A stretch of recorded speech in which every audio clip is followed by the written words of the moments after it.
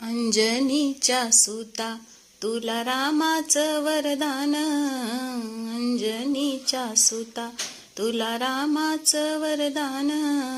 एक मुखानं बोला बोला जय जय हनुमान, एक मुखानं बोला बोला जय जय हनुमान।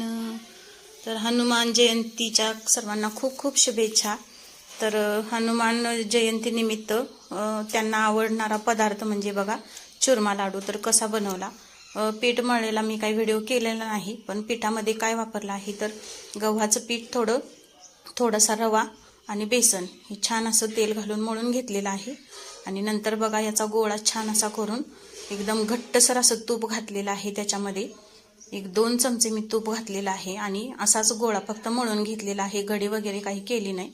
तर हे बघा छान असं तूप घालून केल्यामुळं, लाटल्यामुळं आणि असा जाडसर लाटलेला आहे, जास्त पातळ लाटलेला नाही। आणि वरूनही आपल्याला तूप छान असं लावून घ्यायचं आहे गरगरीत। आणि हे बघा धष्टपुष्ट आपले हनुमान होते, मस्त असं गरगरीत एकदम तुपाचा मारा केलेला आहे। बघू शकताय तुम्ही, घट्ट असं तूप घातलेलं आहे खूप छान दोन्ही बाजूनी। आणि फक्त तुपामध्येच हे करून घ्यायचं आहे आपल्याला। आणि हे बघा फक्त तूप आत घालूनच गोळा केलेला आहे, तर खूप छान असा फुगलेला आहे ही चपाती।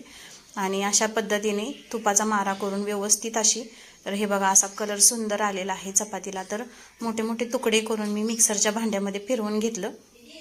तर हे बघू शकताय तुम्ही, मिक्सरला खूप छान असा चुरमा झालेला आहे तयार त्याचा। जास्त पण पीठ बारीक करायचं नाही आपल्याला, थोडंसं गरम असतानाच चपाती मी मिक्सरला फिरवून घेतली। तर बघू शकताय तुम्ही रवाळ असा चुरमा आपला तयार आहे। तर याच्यामध्ये घालायला मी काय काय केलेलं आहे बघा, हे आहेत आपले मगजबी, आणि मगजबी मी जास्तच घातलेले आहेत। ही दुधावरची साई आहे 2 चमचे, आणि ते घालून मग त्याच्यावरती मी ही वेलची पावडर थोडीशी घातलेली आहे बघा। आणि ही पिठी साखर आणि बदाम याच्यामध्ये मिक्स करून मी मिक्सरला बारीक केलेला आहे, बदामाचे तुकडे घातले नाहीत। तर बदाम छान असे साखरेसोबत बारीक केलेले आहेत आणि एकत्रित सगळं मिश्रण करून घेतलेलं आहे। तर बघा किती खूप सुंदर झालं असं टेस्टी एकदम। आणि परत वरून आणि मी हे तूप 2 चमचे मी घट्टसर असं तूप घालून छान असं एकत्र मळून घेतलेलं आहे बघा। हलक्या हातानेच आपल्याला, जास्त बारीक करायचं नाही हे, तर हलक्या हाताने आपलं सगळं जिन्नस एकजीव केलेले आहेत। आणि मग व्यवस्थित असा थोडं हातामध्ये घेऊन मी याचे लाडू, थोडे छोटे छोटे लाडू बनवलेले आहेत बघा तुम्ही।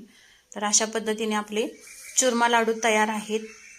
हनुमानजी खुश, तर त्यांना आवडणारा हा पदार्थ खूप छान वाटला, सर्वांना घरात पण आवडला, मुलांनीही आवडीने खाल्ले हे लाडू। तर खूप छान टेस्टी झाले लाडू। आवडल्यास लाईक, शेअर, सबस्क्राईब करा, कमेंट करायला विसरू नका। धन्यवाद।